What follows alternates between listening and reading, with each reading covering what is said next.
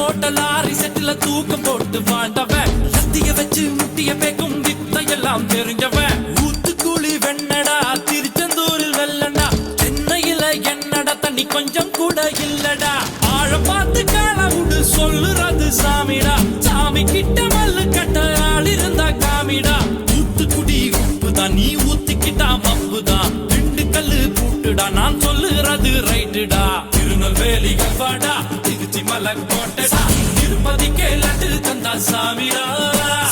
இருட்டு கட்ட அல்வாடா இட்லி கட்ட ஆயாடா உருட்டு கட்ட சத்தம் கேட்டா சாமிடா